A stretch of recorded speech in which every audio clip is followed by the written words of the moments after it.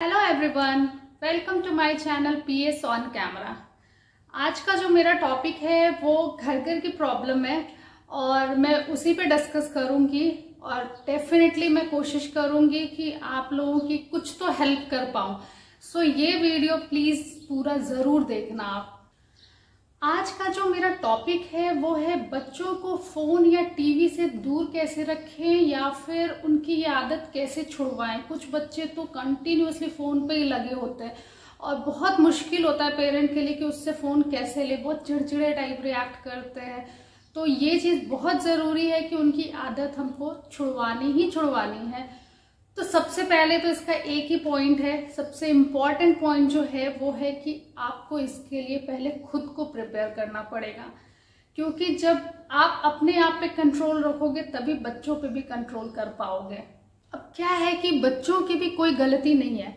हमारे टाइम में ऐसा था कि हम जॉइंट फैमिली में रहते थे, हमें इंगेज होने का सोल्यूशन मिल जाता था, हम बाहर खेलते होते थे फ्रेंड्स के साथ। या फिर अगर टीवी की बात करें तो टीवी पे भी बहुत ही लिमिटेड प्रोग्राम्स आते थे। एक दूरदर्शन ही मुझे याद है मैं जो देखा करती थी बचपन में, और स्मार्टफोन का भी उस समय इतना नहीं था।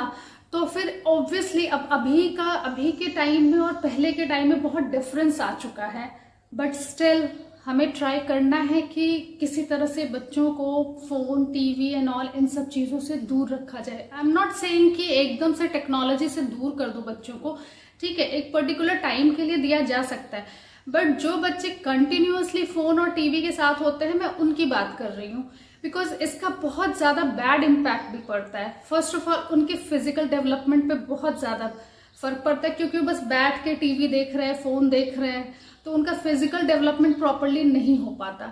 दूसरी चीज, मेंटली भी उनका थोड़ा होता है कि दिमाग भी बस जो चल रहा है बस वही देखते होते हैं, वो कुछ क्रिएटिव नहीं सोच पाते। तो ये भी एक बैड इम्पैक्ट है। फोर्थ पॉइंट इज उनके स्लीपिंग पैटर्न पे। लाइक जो बच्चे फोन लेके देखते रहेंगे ना, वो उनका स्लीपिंग पैटर्न बहुत इफेक्ट होगा, बिकॉज वो कंटिन्यूअसली फोन पे ही लगे होते हैं और उनको नींद आती भी होती है तब भी नहीं सोते हैं। तो ये भी हार्मफुल है उनके लिए। And fourth and most important, like ये तो मैं बहुत लोगों से सुन चुकी हूँ कि बच्चे काफी लेट बोलना सीख रहे हैं आजकल, या फिर बोलते भी हैं तो क्लियर नहीं बोलते हैं। तो डेफिनेटली जब बच्चा सोशल नहीं होगा, ज्यादा लोगों से बात नहीं करेगा और फोन पे या टीवी पे लगा रहेगा, कंटिन्यूअसली वो देखता ही रहेगा, स्क्रीन को ही देखता रहेगा, तो फिर वो बातें किससे करेगा और वो बोलना कैसे सीखेगा। पहले क्या होता था, दादी है, नानी है, चाचा है, चाची है, कोई भी है, सबके साथ बच्चे बोलते होते थे, कभी ये प्रॉब्लम्स नहीं होती थी। माँ बाप कभी डॉक्टर्स के पास नहीं जाते थे कि मेरा बच्चा बोल नहीं रहा या ये नहीं कर रहा, वो नहीं कर रहा, सब ऑटोमेटिक ही बच्चे करते थे। तो अब बात करते हैं कि कैसे इस आदत को हम लोग छुड़वा सकते हैं बच्चों के साथ। तो जो मैंने किया है कंटिन्यूअसली अपनी डॉटर के साथ, मैं वो शेयर करती हूँ, क्योंकि मेरी डॉटर सीरियसली वो फोन नहीं लेती है। हाँ, मैंने पहले बताया कि जब मैं फोन लेती हूँ तो वो जरूर मांगती है। तो जो फर्स्ट स्टेप है वो सब यही है कि आपको अपने आप पे कंट्रोल करना पड़ेगा। आप प्लीज, मैं सारे पेरेंट्स से रिक्वेस्ट करती हूँ, बच्चों के सामने ज्यादा मोबाइल मत यूज कीजिए, क्योंकि अगर आप यूज करेंगे तो डेफिनेटली बच्चा उसके सामने अट्रैक्ट होगा और उसको भी चाहिए होगा वो चीज। तो आप नहीं मना कर पाओगे, बिकॉज फिर वो क्वेश्चन भी रेज करेगा कि आप फिर क्यों देख रहे हो, क्योंकि मेरी डॉटर ऐसा करती है। सेकेंड थिंग इज बच्चों को प्रॉपर टाइम देना। कई बार हम पेरेंट भूल जाते हैं कि हमें बच्चों को ज्यादा से ज्यादा टाइम देने की जरूरत है, क्योंकि वो भी छोटे हैं, उन्हें कोई ना कोई तो चाहिए ही चाहिए साथ में, जिसके साथ वो बातें कर सके, खेल सके। अकेले बच्चा क्या करेगा। या फिर अगर मैं ये भी मानती हूँ कि हर समय हम अवेलेबल नहीं हो सकते, बिकॉज हमें और भी काम होते हैं। लाइक अगर पापा है तो वो ऑफिस जा रहे हैं, मम्मा है तो वो घर में काम कर रही है, तो वो काम भी तो जरूरी है। तो उसकी जगह पे आप उसके लिए कुछ सेकंड ऑप्शन रेडी रखिए कि अगर मैं इस समय काम कर रही हूँ तो मुझे बच्चे को क्या देना है, और वो ऐसा कुछ अट्रैक्टिव सा एंड ऑल, मतलब एक्टिविटी टाइप का होना चाहिए जो कि बच्चा करे और उसमें एंगेज हो।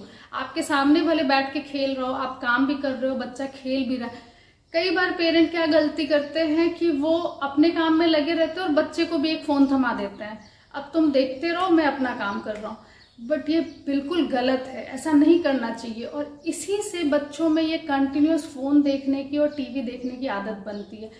कई सारे गेम्स हैं, लाइक जैसे जो थोड़े बड़े बच्चे हो जाते हैं वो चेस खेल सकते हैं, कैरम खेल सकते हैं, लूडो खेल सकते हैं। और ये सब चीज़ों से क्या होता है कि बच्चों का माइंड भी डेवलप होता है। चेस तो बहुत ही अच्छा गेम है। और सेकंड थिंग, जो छोटे बच्चे हैं उनके साथ आप कुछ कुछ टॉयज ऐसे खरीद सकते हो। एक टॉयज से रिलेटेड भी वीडियो मैंने शूट किया है, आप उसमें देख सकते हो। वो टॉयज सीरियसली बहुत एंगेजिंग टॉयज है, उससे बच्चे बहुत ज्यादा उसमें एंगेज होते हैं। मेरी डॉटर तो काफी ज्यादा एंगेज होती है। और दूसरी चीज, आप कुछ एक्टिविटी सेट खरीद सकते हो, जैसे इंटेलिकिट का वीडियो मैंने शूट किया था, वो भी काफी अच्छा है। तो ये सब चीजें अगर आप देकर बच्चों को एंगेज करोगे और जैसे ही आपका काम खत्म हो बस फिर आप बच्चों को टाइम दे लो। वन मोर थिंग जो मैं करती हूँ, मैं वीडियो की जगह ज्यादा मैं ऑडियो प्रेफर करती हूँ। कई बार मेरी डॉटर जिद करती है कि मम्मा टीवी ऑन कर दो, गाना सुनना है, डांस करना है। तो फिर मैं उसको यही कहती हूँ कि जब गाना ही सुनना है तो मैं सुनाती हूँ, फिर मैं फटाफट ऑडियो सॉन्ग्स लगा देती हूँ और फिर हम दोनों ही मिलके उसमें एंगेज होते हैं, डांस करते हैं, फिर गाने भी सुनते हैं। तो दैट इज ओके। उससे क्या हुआ कि उसकी फिजिकल एक्टिविटी भी होती है, काफी उछल कूद हो जाता है, तो उसको अच्छा भी लगता है।